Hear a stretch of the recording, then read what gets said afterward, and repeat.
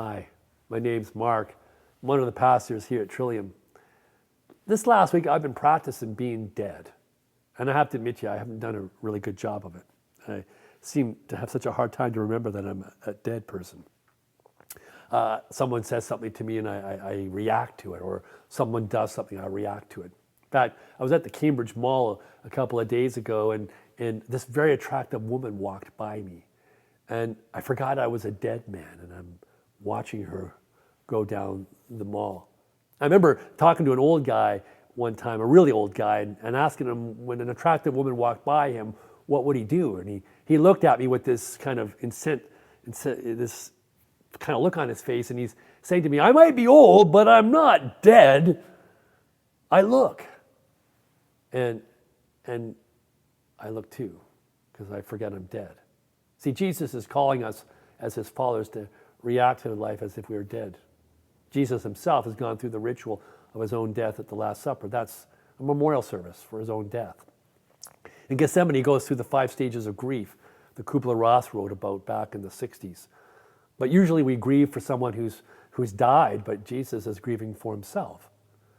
And when he goes through the denial and he goes through the anger and the barter and the depression, he finally comes to a place of acceptance, deep acceptance. The loose ends to the truth of what and who he is has come together. He is a dead man, complete and through. And when Judas arrives, he doesn't understand that Jesus has been transformed by the journey, by the memorial service, and by his journey through grief. And Jesus is not touched by Judas' betrayal because Jesus is dead, and dead people don't take these kinds of things personally. In fact, in the Gospel of Mark, Jesus doesn't even make any reference to the betrayal at all. And then Jesus is hightailed it off to the Sanhedrin, the Jewish council, and finally he's sent before Pilate. Pilate, the authority of the province of Judea, the civil authority, the one person in all the world that can save Jesus from his death, is before him. But the thing is, Jesus is dead already. And his death is really at this point of no ultimate concern to him. Jesus, as a dead person, is ultimately untouchable by this world.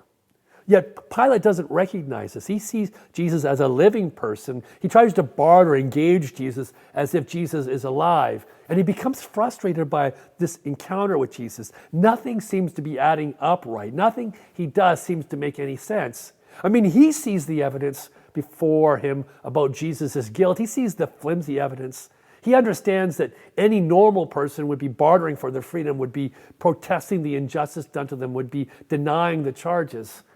Yet Jesus is totally silent, totally silent. When Pilate takes Jesus out before the crowds and the crowds are yelling and screaming for Jesus' crucifixion, Jesus just stands there and does nothing, like any dead man would. You know, I've been trying to figure out what this moment's about. I mean, when Pilate offers Jesus the potential for his freedom, Jesus just turns it down. Just turns it down. I think about those people who were being flown into the Alps in that horrible plane crash just a few days ago, and imagining what any of those people on that plane crash as the mountain loomed closer and closer than what they would have done in that moment. They would have done anything to become and be freed of their destiny to hit that mountain. Yet Jesus turns it down as if he sees something off in the horizon that's greater, waiting for him. You know, Jesus calls us to deny ourselves, to take up our own cross, our own death, and follow him, to become dead like him so that we too ourselves can receive the vision of the horizon that waits for us.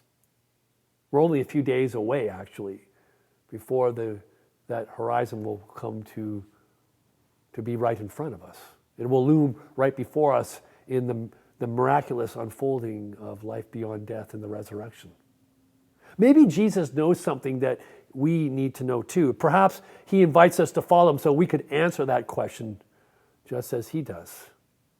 What waits for us? Who are we? Where do we go? Who do we belong to ultimately? Nothing that Pilate offers him today can undo his decision to be dead. And he calls us as his followers to also commit ourselves to this practice of life.